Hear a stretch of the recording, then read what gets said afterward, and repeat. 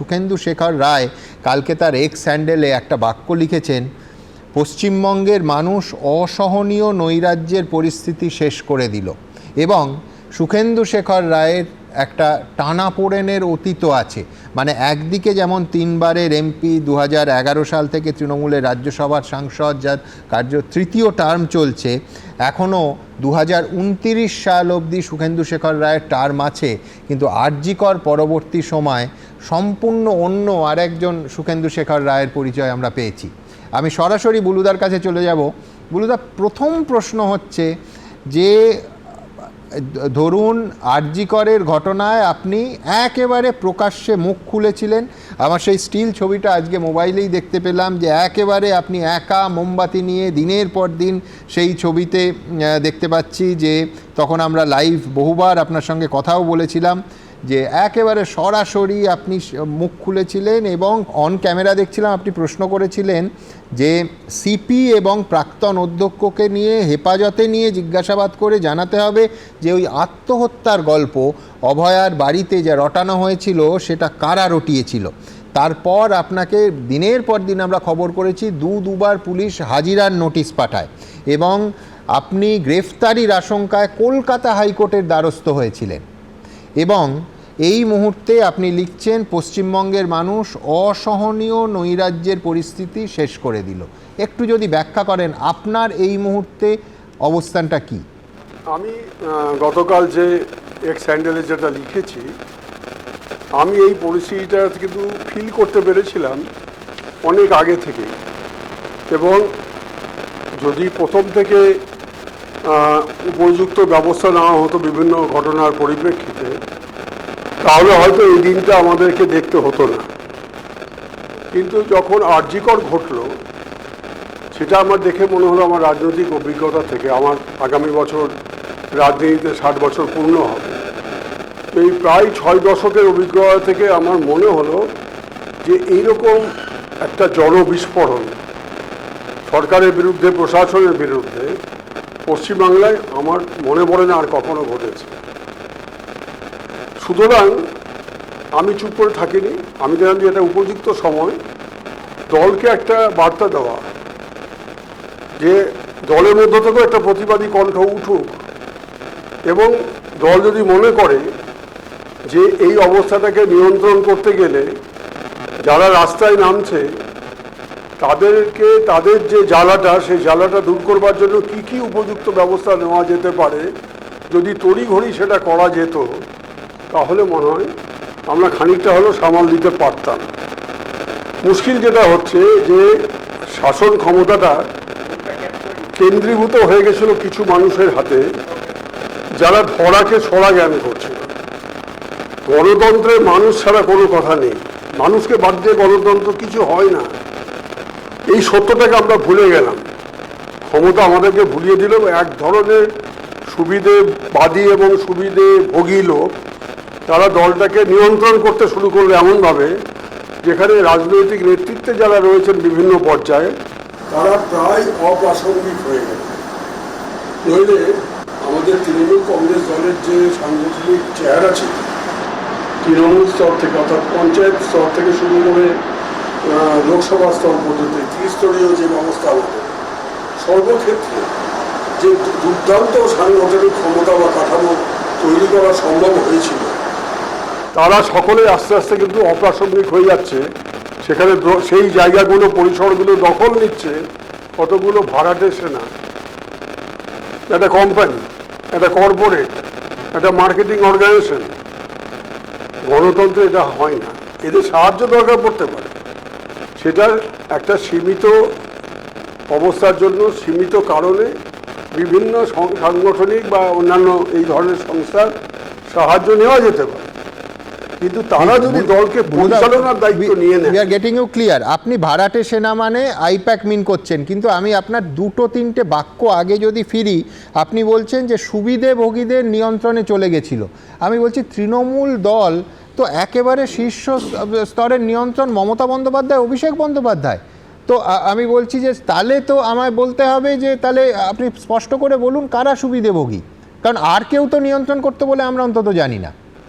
কারা সুবিধেভোগী এটা পাড়ায় পাড়ায় পঞ্চায়েত থেকে শুরু করে পুরসভা থেকে শুরু করে বিধানসভা এলাকায় সংসদীয় এলাকায় সমস্ত মানুষ চোখের সামনে দেখেছেন। এটা তো ব্যাখ্যা করার প্রয়োজন নেই, মানুষ চোখের সামনে দেখতে পাচ্ছেন যে গ্রামের সবচেয়ে বড় বাড়িটা পঞ্চায়েত প্রধানের। দেখতে পাচ্ছেন দুদিন আগে যে ছেলেটি চায়ের দোকানে বসে আড্ডা দিত, সে আজকে স্করপিও চালিয়ে একটা এসইউভি চাপিয়ে চলে যাচ্ছে, গলায় মেয়েদের চেয়েও ভারী ভারী গলায় সোনার চেন, 10 আঙুলে 10 রকমের হীরের আংটি, এগুলো তো মানুষ চোখে দেখছেন। একদম মানুষ চোখে দেখছেন, কিন্তু আমি বলছি জেলায় জেলায় এই এক ছবি এটা কালীঘাট বা ক্যামাক স্ট্রিট জানতো না আপনি বলছেন? মানে এই ছবি আপনি যথার্থ বলেছেন, এ তো সর্বত্র জেলায় জেলায় পাড়ায় পাড়ায়, কিন্তু সেই ছবি বছরের পর বছর একটা ছবি চললো, কেউ জানলো না। না, কেউ জানলো না, এটা তো ভাবার কোনো কারণই নেই। সবাই জানে, সবাই দেখতে পাচ্ছে। ব্যতিক্রমী মানুষও প্রচুর ছিল, সবাই যে ওই রকম সুবিধাবাদী হয়ে গেছিল তা তো নয়, ব্যতিক্রমীও ছিল। আমি ব্যতিক্রমীদের কথা বলছি না, কিন্তু একটা বিরাট অংশ তারা যখন দেখলো যে আমার রাজনৈতিক কোনো কর্মসূচি আমার কাছে আর নেই, কারণ আমরা বিরোধী পরিসর বলে কিছু রাখিনি। সিপিএম শূন্য হয়ে গেল, কংগ্রেস শূন্য হয়ে গেল, যদি বিজেপি জিতলো সেখান থেকে আমরা কটা এমএলএ ভাঙিয়ে নিয়ে আসা যায় সেই প্রতিযোগিতায় নেমে পড়লাম। কে কটা এমএলএকে ভাঙিয়ে নিয়ে আসতে পারে, কাউন্সিলরকে ভাঙিয়ে নিয়ে আসতে পারে, তাদের পতাকা হাতে তুলে দেওয়া হচ্ছে, তার জন্য আমাদেরকে প্রেস কনফারেন্সে গিয়ে বসতে হচ্ছে পতাকা তুলে দেওয়ার জন্য। এই যে একটা সংস্কৃতি গড়ে উঠলো, এটাকে আমি অপসংস্কৃতি মনে করি। এই অপসংস্কৃতিটা যে গড়ে উঠলো দলের মধ্যে, এটা হচ্ছে আমাদের সংগঠনকে ক্রমশ জনবিচ্ছিন্ন করে দিল। এইবার আমি আরজি কর্তাতে ফোকাস করছি, কারণ আপনার সময় কম। হ্যাঁ, আমি যেটা বলতে চাইছি যে আরজি করার সময় মানুষের চোখের ভাষাটা দেখলাম। কেউ তো বক্তৃতা দিচ্ছিল না, তাদের রিক্লেম দ্য নাইট, রাত দখল, দুটো শব্দ, আর বিচার চাই, দুটো শব্দ। এই 4টা শব্দ পুরো রাজনৈতিক পরিমণ্ডলটাকে পাল্টে দিল। তা আমি বুঝতে পারলাম, বাকিরা বুঝতে পারলো না এটা তো নয়, এমন তো নয় যে বাকিরা বুঝতে পারেননি। বাকিরা অনেকেই বুঝতে পেরেছেন, কিন্তু হয়তো সাহস করে মুখ খোলেননি কোনো কারণে। আমি সাহস করে মুখ খুলেছিলাম, মুষ্টিময় কয়েকজনকে নিয়ে ধর্ণা দিয়েছি, প্রচণ্ড অসুস্থ। তারপরে আমার প্রতি কী মানসিক নির্যাতন হলো সেটা আপনি বললেন, আমি এটা নিয়ে আর বিস্তারিত যেতে চাই না, কিন্তু সবাই জানে।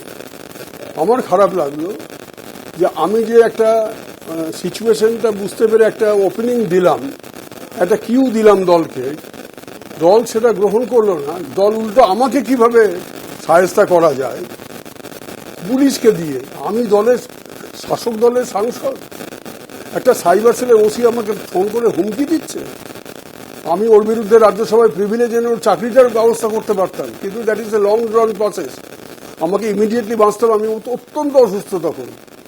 আমি আমার মেয়েকে পাঠিয়ে, দাদার কাছে পাঠিয়ে, আমার দাদা হাইকোর্টের লয়ার করে, আমি যাই হোক আরও কিছু আমার বন্ধু লয়ার, ওটা হলো হাইকোর্টে। তারপর তোর বলা হলো, আমি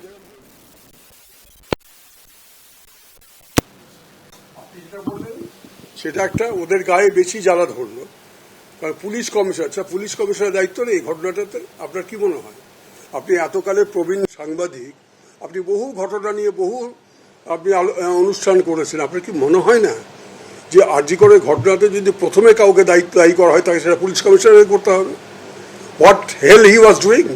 ঠিক, কিন্তু তার পরের প্রশ্নটাই হবে যে তৎকালীন পুলিশ মন্ত্রীরও দায়িত্ব আছে, কমিশনারের তো ডেফিনেটলি আছে, পুলিশ মন্ত্রীরও দায়িত্ব ছিল। শোনো, রাষ্ট্রবিজ্ঞানের ছাত্র হিসেবে আপনাকে আমি একটা বলি, সরকার নীতি নির্ধারণ করে, প্রশাসন চালায় প্রশাসক যারা তারা। সুতরাং প্রাথমিক দায়িত্ব হচ্ছে যারা প্রশাসন চালাচ্ছে তারা। সেই ব্যুরোক্রেসি, আমাদের দেশে ব্যুরোক্রেসি হচ্ছে অল পাওয়ারফুল। বুলুদা, এটা আমি আর আপনি কি করে একমত হব যে সাংসদ, একজন দলের শাসক দলের সাংসদের বিরুদ্ধে এত বড় পদক্ষেপ? কোন পুলিশ কমিশনের ঘাড়ে আগের জামানায় 15 বছরে এতগুলো মাথা ছিল যে পলিটিক্যাল উইলের ছাড়া, পুলিশ মন্ত্রীর নির্দেশ ছাড়া এই জিনিস হতে পারে? এ কেউ বিশ্বাস করবে এই বঙ্গের? দেখুন, এটা তো এখন একটা মানে কি বলবো বিস্তৃত অধ্যায়, হ্যাঁ, ফরগটন চ্যাপ্টার। এটা নিয়ে আর পোস্টমর্টম করে ছেড়ে দিন। বেশ বেশ বেশ, কিন্তু আমি বলতে চাইছি যে এই যে আমি বলছি আরজি করে ঘটনা ওয়াজ দ্য আই ওপেনার। এটা ছিল রাইটিং অন দ্য ওয়াল। সারা দেশে, রাজ্যের মানুষ, সারা দেশের মানুষ, সারা পৃথিবীতে যেখানে যেখানে ভারতীয়রা আছে সবাই এটার প্রতিবাদে নেমে পড়লেন একদম। তাদের সাধ্য মতো। একটা বিশাল বার্তা আমার সরকারকে এবং প্রশাসনকে। তারপরেও আমরা দেওয়াল ভাঙছি, তারপরে প্রমাণ লোপাটের চেষ্টা করছি, তারপরে কাউকে সাসপেন্ড করছি না। যদি সিবিআই এসে ওসিকে ধরছে তো সেই ওসির ফ্যামিলিতে গিয়ে সান্ত্বনা দিচ্ছি, দল বেঁধে গিয়ে লালবাজারে উপরতলার লোকেরা গিয়ে চিন্তা করবেন না, আপনার স্বামী ঠিক আছে, ভালো থাকবে, আমরা ব্যবস্থা নিচ্ছি, এবং তিনি কিছুদিন পরে পেয়ে গেলেন, বেল পেয়ে গেলেন। তো এই যে প্রক্রিয়াটা কোনো মানুষ এটাকে ভালোভাবে নেয়নি। পার্কস্ট্রিট থেকে এই ধরনের নারী নির্যাতনের যে ঘটনাগুলো একটার পর একটা ঘটেছে, সেটা গিয়ে কালমিনেট করলো আরজি করে গিয়ে। এটা পুঞ্জীভূত ক্ষোভের বহিঃপ্রকাশ। আমি সেই সময় বলেছিলাম আপনার চ্যানেলে, একদম আর একটা কথা বলেছিলাম যে এটা একটা দ্রোহকাল। এই শব্দটা বলেছিলাম, এটা দ্রোহকাল। এই দ্রোহকালের বার্তা যদি শাসক না বুঝতে পারে, সেই শাসকের পতন অনিবার্য। আমি সেই রাইটিং অন দ্য ওয়ালটা পড়তে পেরেছিলাম বলে আমি বলবার সাহস করেছিলাম। আমি খুব অসহায় অবস্থায় পড়েছিলাম। তারপরে আমি সেগুলো ব্যক্তিগত কোনো ব্যাপারে আমি যাব না, কিন্তু তারপর আমাকে সাইজ করে দেওয়া হলো, আমাকে আইসোলেট করে দেওয়া হলো, আমি দলে ব্রাত্য হয়ে গেলাম, বিচ্ছিন্ন হয়ে গেলাম। তারপর আবার একটা ওয়ার্কিং ফর্মুলা আনা হলো, যাই হোক। কিন্তু এবারেও আমি নির্বাচন আগে বুঝলাম যে পথে নির্বাচনটাকে আমরা পরিচালনা করছি, ঠিক আছে, এসআইআরটা একটা অভিনব পদ্ধতিতে নির্বাচন কমিশন বেঙ্গলে লাগু করছে। এর পেছনে নিশ্চিতভাবে রাজনৈতিক উদ্দেশ্য ছিল এবং আছে। সেইটাকে নিয়ে আমরা মানুষের মধ্যে যতটা প্রচার করলাম, আদালতে গেলাম, তার ফল কী হলো? কিছুই হলো না। মানুষ হতাশ হয়ে পড়ল। পাশাপাশি কিন্তু মানুষ যখন দেখলো যে এত 2.5 লাখ কেন্দ্রীয় বাহিনী আসছে এবং আমরা নির্ভয়ে ভোট দিতে পারবো, তখন ভোটের হার 96%, 97%, 97% হয়ে গেল, সর্বকালীন রেকর্ড। ভারতবর্ষে কখনো কোনো রাজ্যে এটা ঘটেনি। ইন্দিরাজি মারা যাওয়ার পরেও যখন কংগ্রেস 413টা লোকসভার আসন পেল, তখনও 97% ভোট হয়নি। এবং যে জনসংঘ, যার প্রতিষ্ঠাতা শ্যামাপ্রসাদ মুখোপাধ্যায় 1952 সালে, তখন 263টা বিধানসভার 262টা বিধানসভার আসন ছিল, 150টা পেল কংগ্রেস। জনসংঘ কতটা পেল? মাত্র 9টা। বামপন্থীরা পেল 56টা, হিন্দু মহাসভা পেল 4টে। সেই বিজেপি আজকে 208টা আসন নিয়ে পশ্চিমবাংলার মসনদে বসেছে। এটা কি হাওয়াতে হয়ে গেল নাকি? এটা ম্যাজিক। মানুষ বিকল্প চাইছিল। যে প্রথমে দেখলো যারা প্রতিষ্ঠিত বিরোধী দল বলে এতদিন বাংলায় ছিলেন, সিপিএম মূলত এবং কংগ্রেস, তাদেরকে যখন শূন্য করে দেওয়া হলো এবং যখন বিজেপির উত্থান হচ্ছে ক্রমশ, তখন মানুষ বললো আর আমরা, যেমন 2011-তে যে জিনিসটা মানুষ ভেবেছিলেন যাই হবে হোক, সিপিএম যাক, এবারও মানুষ ভেবে নিলেন যা হবে হবে, এই তৃণমূল যাক। একদম। আমি যে দেয়াল লিখনের কথা বুলুদা আপনি বলছেন, আমি এইখানে আমার শেষ প্রশ্ন করব আপনাকে। আপনি একটু আগেই বললেন যে আপনাকে সাইট করে দেয়া হলো, কোট আনকোট, আপনাকে দলের মধ্যে ব্রাত্য করে দেয়া হলো, অথচ ঠিক উল্টো দিকে আপনি সেই নিয়ে কোনো ক্ষোভ বিক্ষোভ প্রকাশ্যে বলেননি। গত 17ই জানুয়ারি দেখলাম মালদার সভায় দেশের প্রধানমন্ত্রী, তিনি আপনার পিতৃদেব শিবেন্দু শেখর রায়, তার একটা বিরাট ছবি দেয়া হলো এবং ভাষণের শুরুতে বললেন যে আমি সর্বপ্রথম মালদার মহান সুপুত্র শিবেন্দু শেখর রায়কে সশ্রদ্ধ প্রণাম জানাচ্ছি, যার প্রচেষ্টায় মালদার পরিচয় বেঁচে আছে। কি বলেছিলেন দেশের প্রধানমন্ত্রী? আমি দ্রুত একবার দর্শকদেরও মনে করিয়ে দেবো, দেখুন। मैं सर्वप्रथम बंगाल के महान सपूत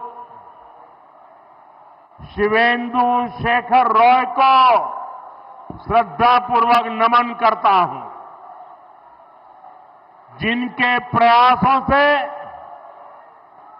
मालदा की पहचान बची रही। বেশ, এইখান থেকে বিজেপির রাজ্য সভাপতি একেবারে স্পষ্ট ভাষায় আমায় দেয়া সাক্ষাৎকারে এবং তার বহুবার জনসভাতেও বারবার আপনার পিতৃদেবের কথা উল্লেখ করেছিলেন। আমি দ্রুত আরেকটা অংশ দেখে নিই।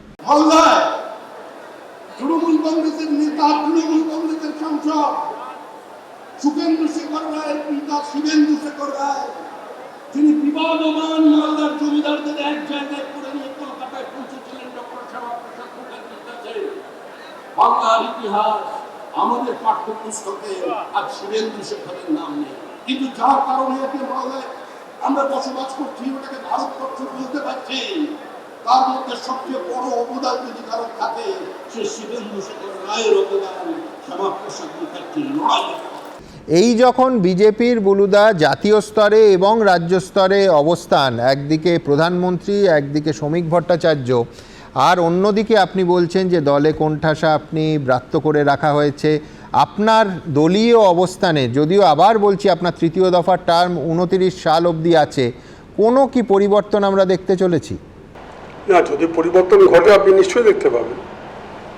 পরিবর্তন তো আন্ডার দি কার্পেট হবে না, যদি পরিবর্তন ঘটে কোথাও। হ্যাঁ, মানে কিছু পরিবর্তন ঘটার সম্ভাবনা আছে এবং মানুষ সেদিকে সিদ্ধান্ত নেয়, বুঝতে পারেন। না, বেঁচে যতদিন আপনি বেঁচে আছেন আপনাকে নানা পরিস্থিতির সম্ভাবনা, যেটা আপনার মাথাতে নেই সেরকম সম্ভাবনা অনেক সময় ঘটে থাকে। তো সম্ভাবনার ব্যাপারটাকে কখনোই কেউ উড়িয়ে দিতে পারে না। বেশ, আমার ভালো লাগলো আপনি এই যেটা দেখালেন আমার বাবার বিষয়টি।